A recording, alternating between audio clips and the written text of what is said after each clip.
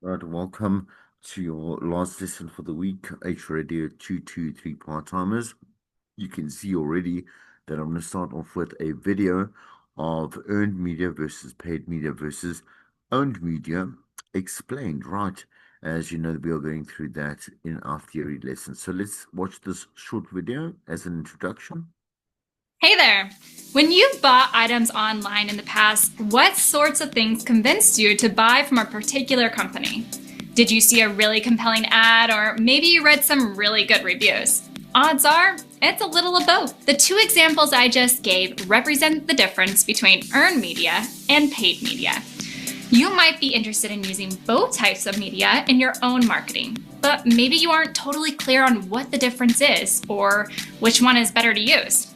Lucky for you, that's just why we're here.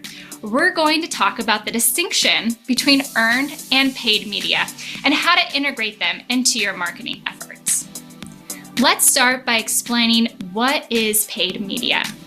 Paid media refers to any form of online marketing where you pay to advertise through a particular platform or service, such as paid ads. But it's technically much broader than that. It pretty much covers any type of online marketing where you have to pay a third party. One of the great things about paid media is that it's fast. You can launch an ad and have it appear in front of people that very day. Also, a lot of paid marketing options come with audience targeting, so you can reach the exact people you want to reach. On the flip side, earned media is a type of marketing where instead of advertising yourself, other people are talking about how great your company and products are. It can be helpful to think of earned media as word-of-mouth marketing, though it can also come in many other forms: press mentions, influencer mentions and reviews, or general organic buzz about your brand, backlinks on third-party websites, which is an important element in SEO. Earned media is in many ways the opposite of paid media. Paid media is where you pay to advertise yourself. Earned media, on the other hand, is earned promotion that is traditionally unpaid. However, getting true unpaid earned media doesn't happen very often, and yet it can be one of the most powerful marketing tools since people tend to trust other people over brands. There's another media type worth mentioning: owned media. Owned media is just what it sounds like. It's any type of marketing media that your company directly owns. A great example of this is your website. You might have costs associated with web hosting and your domain name, but it's not like you have to pay to put up pages or ads on your site. You own the site, so you can market your products and services however you want there. Same goes for something like a company mobile app or a newsletter.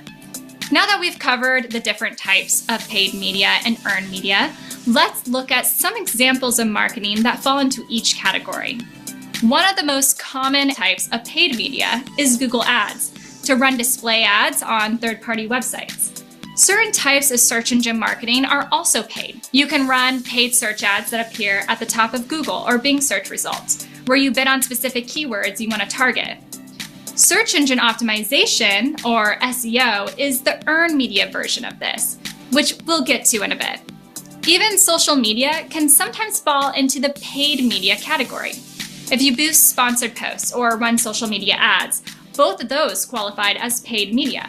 One of the most obvious examples of earned media is reviews and testimonials. That's where people who purchase your product or service take the time to talk about how great your company is, whether it's in a formal review, on a website, or a comment in a forum, or on a social platform. You wouldn't have those good reviews if you hadn't provided top-tier service or an outstanding product, unless you paid for fake reviews, which please don't ever do that. Search engine optimization, or SEO, walks the line between earned media and owned media.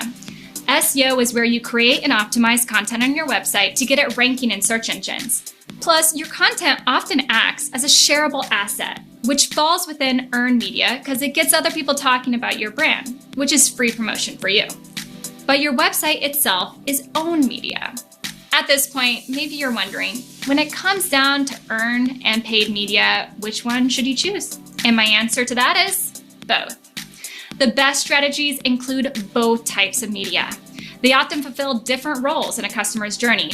Paid media gets your brand name out there quickly, and you can be very specific about who those ads reach. Earned media offers those users third party endorsements to prove your brand can be trusted and your service or products are high quality. Using both paid and earned media together is the perfect way to balance speed and efficiency with quality and reputation. Well, that wraps up our overview of earned media versus paid media. If you're curious to learn more about the specific strategies that fall into each of these categories, you can subscribe to our YouTube channel or to Revenue Weekly, our email newsletter. Thanks for watching, and we'll see you next time. Okay. Nice.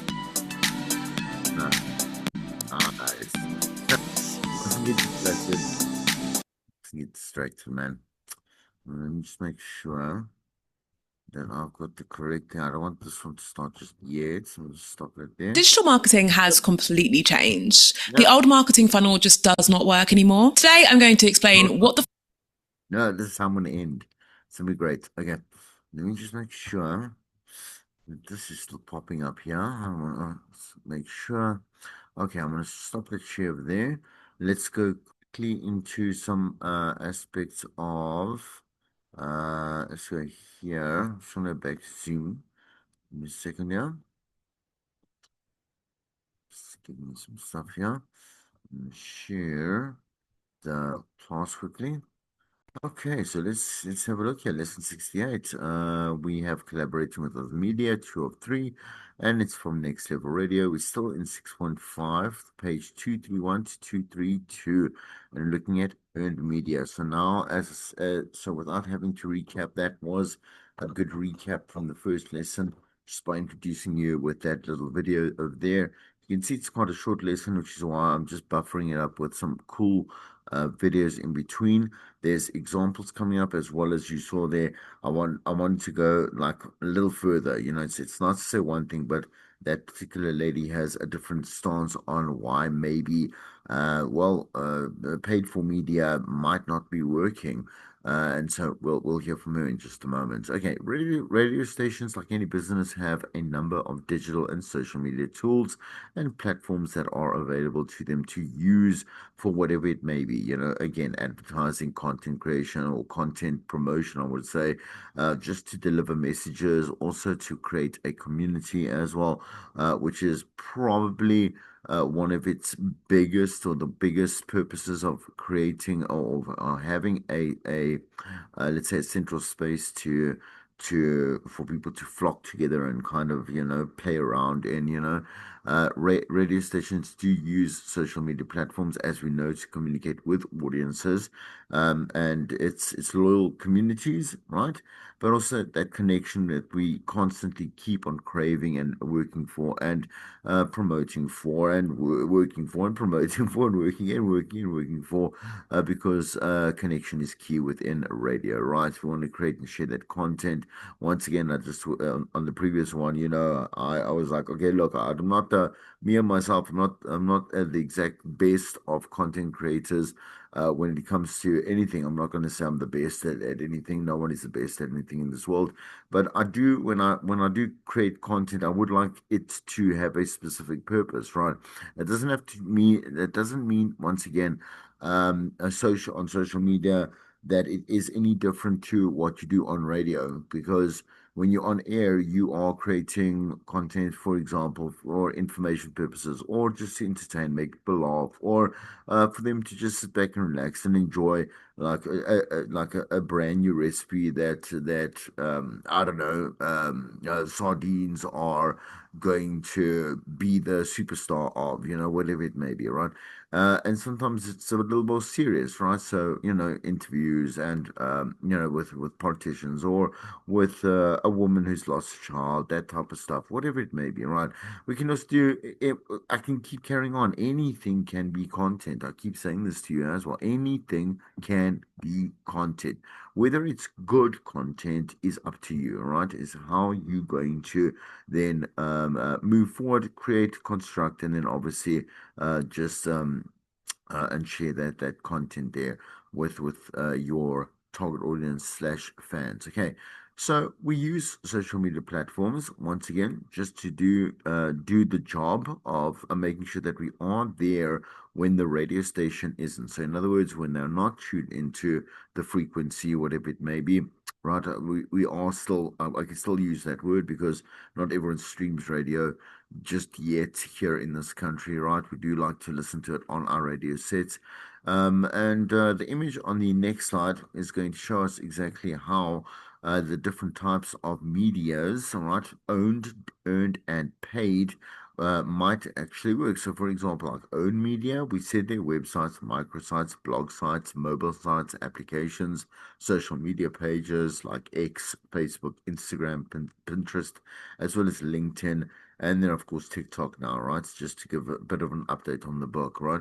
Okay, so earned digital media. So, for example, when people do comment, I think I did mention this before, like you want to be able to push people to comment, in other words, engagement versus impressions. You always look at, let's say, analytics of, let's say, your posts, right? Impressions actually mean nothing in a large sense. It's nice to see like 1,000, 2, 3, 4, 10,000 people have been reached. In other words, it's appeared, your particular post has appeared in someone's feed. But if someone doesn't actually watch it, or doesn't actually like it, or doesn't actually share it, or doesn't actually comment on it, it doesn't really actually mean anything. Right? It is there of no purpose, right? So, earned digital media, like by commenting, is definitely engagement. That's the main thing. Be able to share that. We get, it says posts, shares, recommendations, mentions, reposts, reviews, right? And station client brand mentions in any type of digital media there. Well, when we go to paid media, so you're going to create this campaign again because let's say the metaverse, which is Instagram and Facebook, is really cheap and it really is effective. I keep saying this every single year because and it's effective though.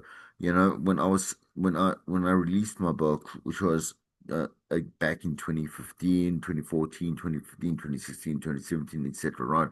I would sell the book online as well as it still is available now. No, no selfless. I'm not trying to pun so that you can go buy it. But anyway, right. So the thing is that I would use and I would learn. I was learning how to use digital marketing, and I would create Facebook ads specifically, right, and then also move towards. But I needed help with that Google ads, right, which are much more effective than, let's say, your Facebook and Instagram ads.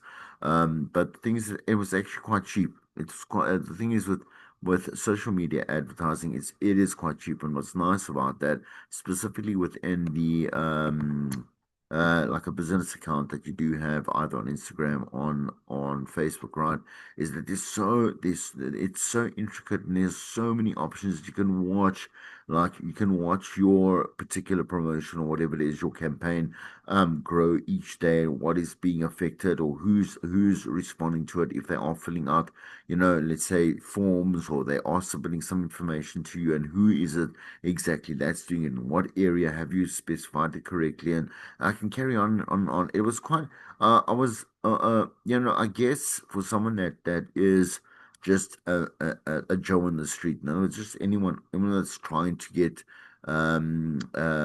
acquainted with such advances in our social medias, in our social media space, in our digital space, right?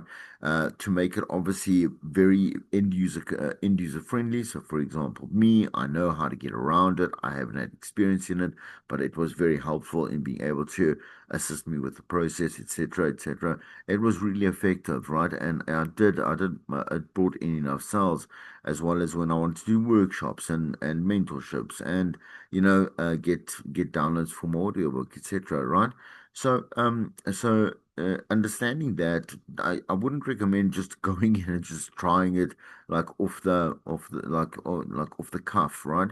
You would have to go in and just watch a couple of tutorials and see, like on the platform itself, will help you how in how you will or you should approach campaign, and how you should obviously schedule it to release, etc., or start up again and end, etc. You can pause it. A lot of things that I can carry on about, right?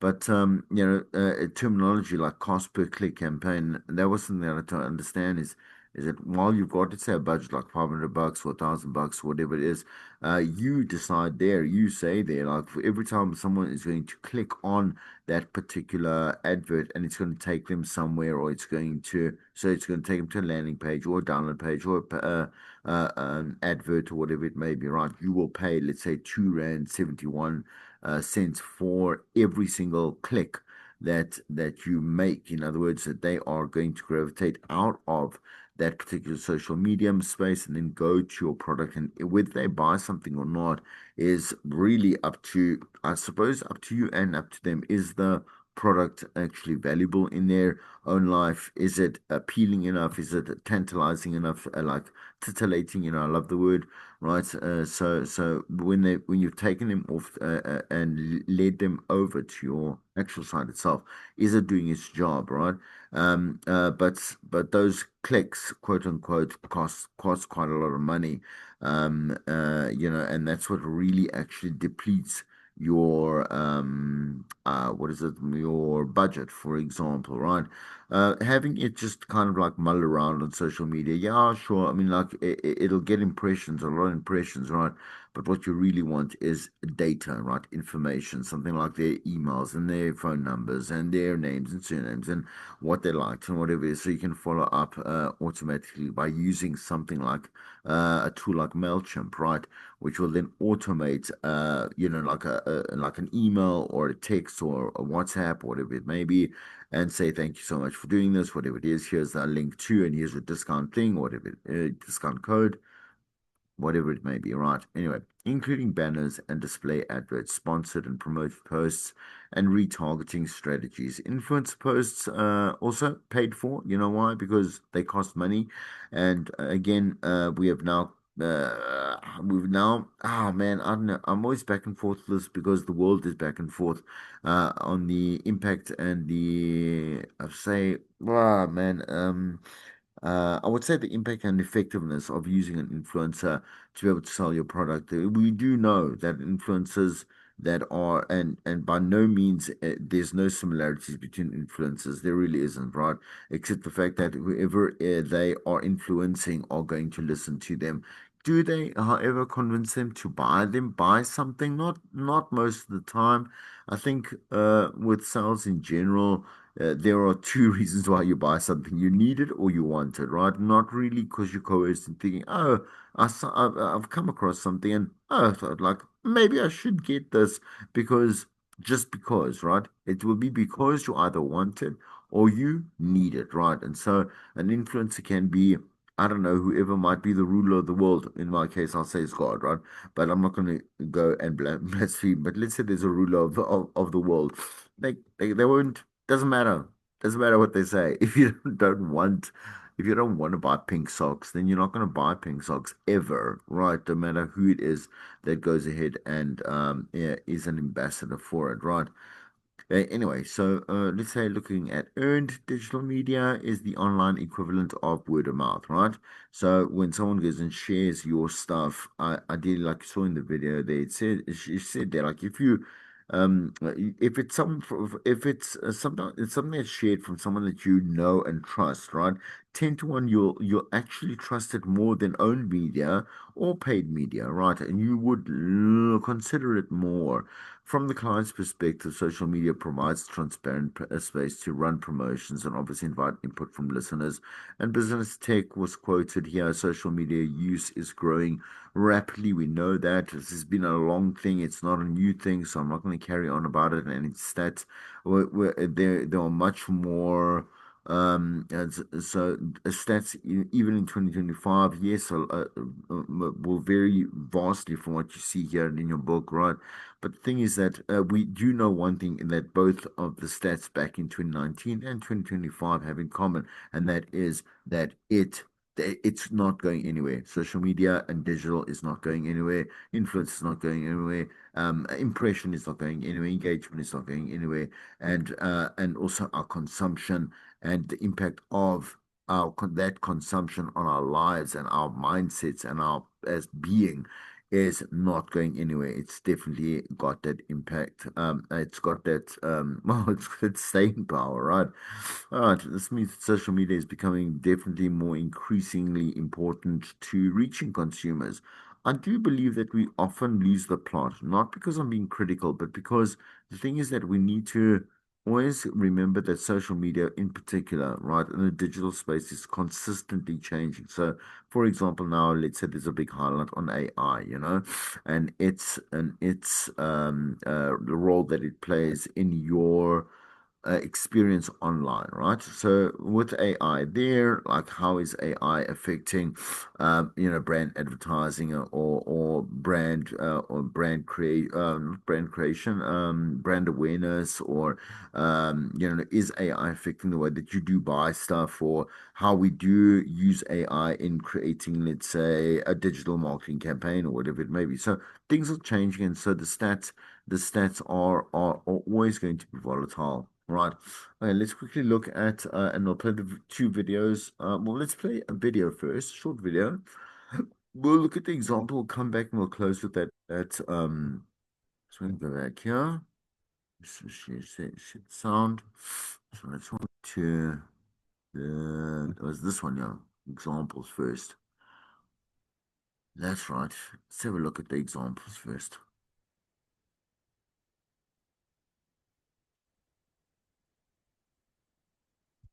Give it a Do you second. feel like you have exhausted your audience? Maybe you've sent so many emails to your email list. Maybe you keep posting on social media, but you're not seeing a lot of traction. Well, don't worry, because in this video, I'm going to show you how to get in front of another audience, exposure to a whole new group of people, and I'm going to show you how to do this without spending a dime on advertising. But first, please subscribe to this channel. Make sure you hit the bell to get a notification every time I post a new video, which is every single Thursday. Now get ready, because I'm going to show you some earned media examples and how you can get some too.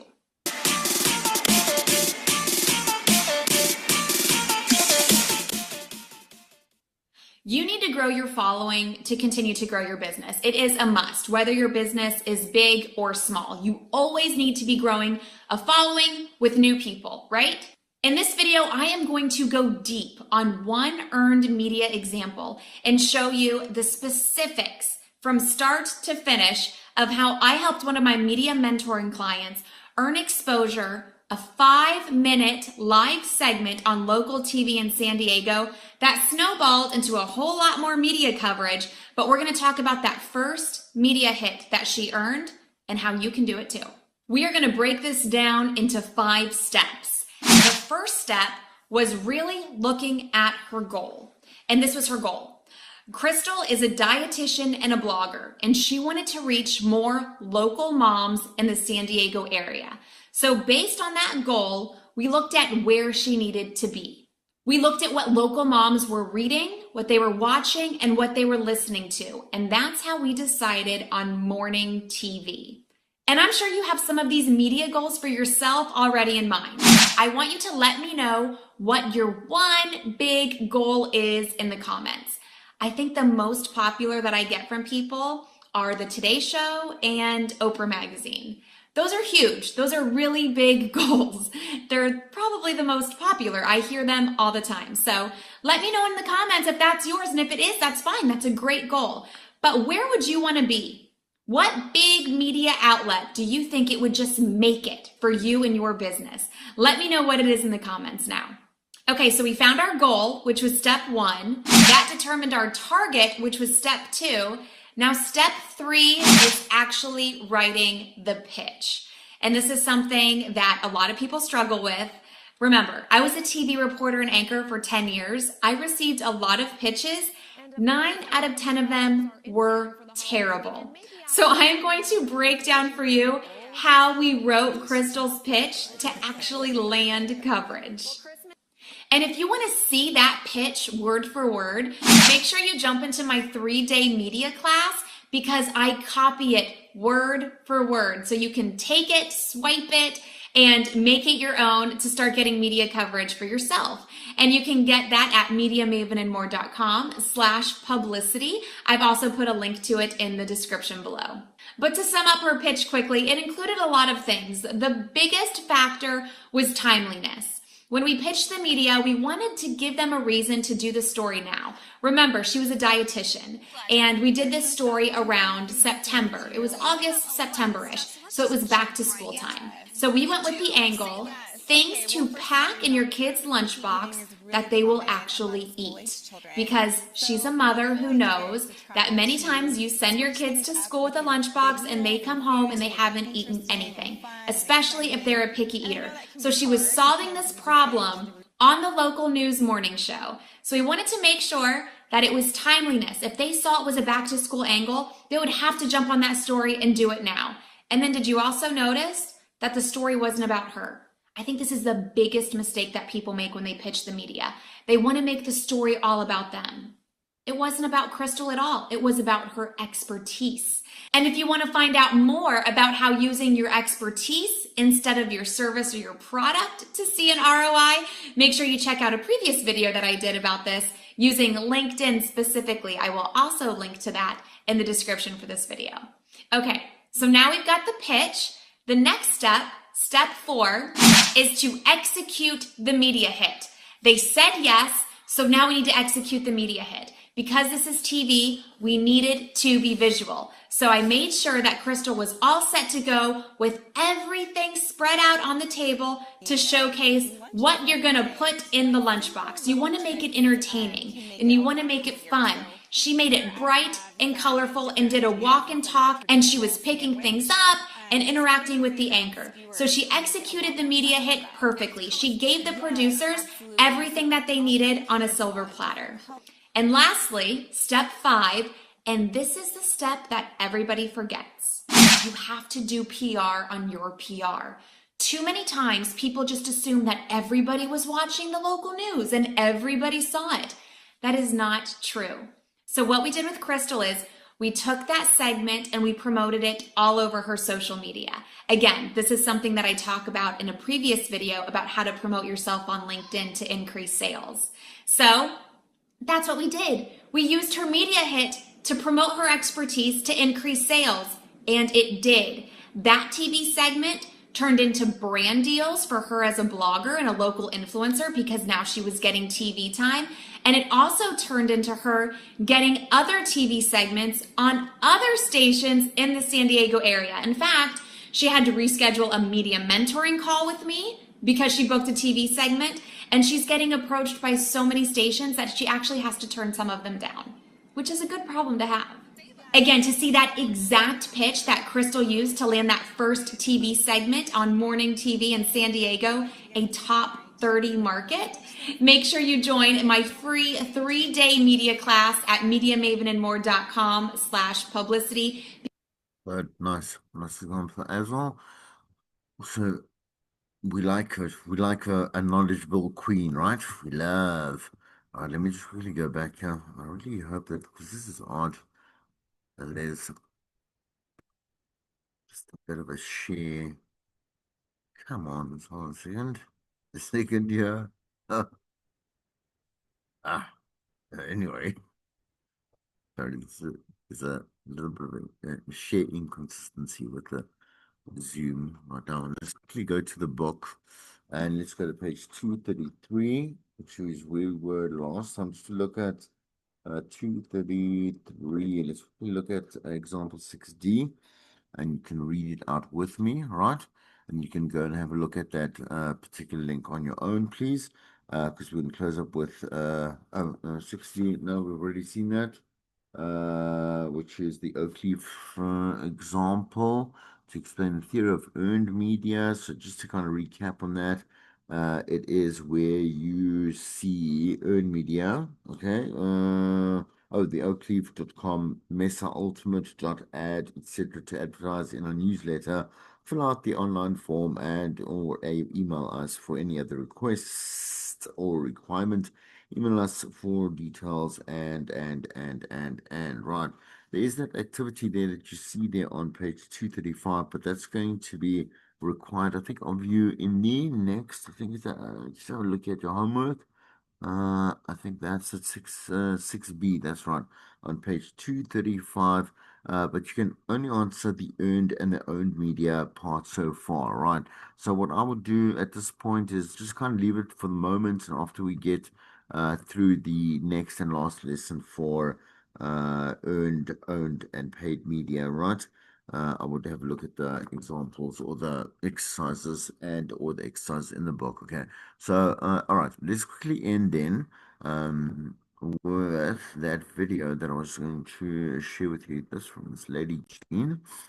Okay.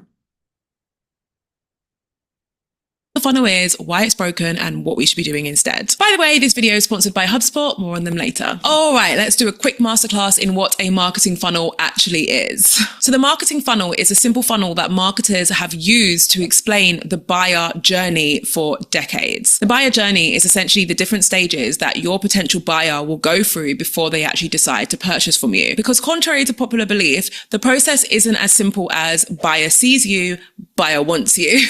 There's actually a few different things that buyers have to go through before they get to the stage that they're ready to buy. Now, the traditional marketing funnel looks like this. It has roughly 4 key stages. And as you can see, the amount of people left in the funnel as it goes down gets smaller. Like that's why it's a funnel. You're literally funneling people through your marketing. At the top, there's awareness. This is the largest group of people. So these are the people who become aware of your brand. This might be as a result of you going viral online, for example. The next stage is interest. So out of all of those people who became aware of your brand, a smaller group of those people will actually be interested in your brand. Other people also call this the consideration phase. I think I prefer that term, where you're basically just saying that these are the people who are actually interested or considering buying from you. And then out of that group of people, they get funneled down to an even smaller group. And these are the ones who actually desire your brand. So these are the people who actually want to buy. They're not just considering, they're not just interested, they actually want your brand, right? And if you haven't guessed already, it's the marketing material that you share that gets people further down this funnel. The final stage is action, also known as conversion. This is when a smaller group of people actually buy. So they've gone from becoming aware of you, becoming interested in you, desiring you, to actually buying from you. And that is the traditional marketing funnel. It's cute, it's linear, it's simple, but unfortunately, that has also been its demise, because nowadays, mostly thanks to digital marketing, customer journeys just do not follow a simple path anymore. Forbes actually released this article last year where they announced that the funnel was dead. And I saw it, I read it, and I'm not gonna lie, I was a little bit skeptical. Whilst I understood and agreed with a lot of the points that this article was making, and I'll be sharing some of those points in just a moment, I wanted to see what impact this type of article would have on the industry before we actually determined what the new marketing funnel looks like and how we should be adapting it. So let's dive into that for the rest of this video. Don't worry, I've also linked the article below, but you won't even need to read it when I'm done because I'm just gonna do such a good job of breaking it down. So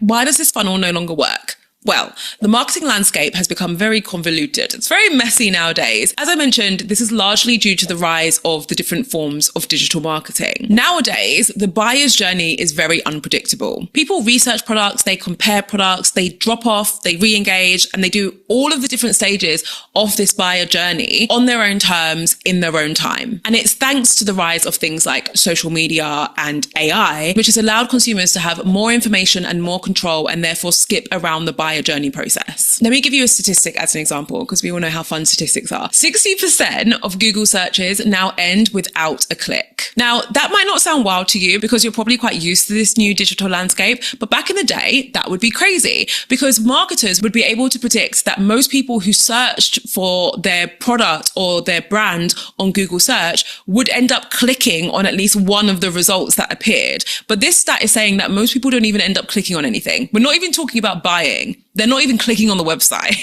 In addition to this, buyers are doing things like researching products using platforms that aren't even included in the traditional marketing funnel, such as AI chatbots. A lot of people will just head to ChatGPT and be like, hey, what Hoover should I buy? Or vacuum, depending on where you are when you're listening to this. Like, what should I buy to clean my home? And then AI will just tell them, right? That's skipping several stages of the marketing funnel. And it's also using tools that aren't even included in the funnel because they're so new that the funnel didn't even know about them when it was created. Now, before I move move on to talk about this new way of marketing that we all need to adapt and change to, I do want to take a quick minute to share a free resource with you that's going to help you navigate this ever-changing digital landscape. So we've already established that the old marketing playbook is dead and the funnel just is not flowing anymore. We know that 60% of searches end without a click, attention is scattered, and buyers are doing their own research using tools that we previously weren't even aware of. That is why you need to take a look at this resource by HubSpot. It's called the Loop Marketing Prompt Library. Now, this library will help you adapt to this new reality where humans and AI need to work together to create marketing that evolves with your audience instead of fighting against how people actually research and buy nowadays. So this resource includes 100 free prompts which are built specifically for marketers across 4 different stages: express, tailor, amplify, and evolve. They're designed to help you with challenges that all marketers are facing right now, like figuring out your brand voice, personalizing your messaging so it actually connects, getting campaigns live faster,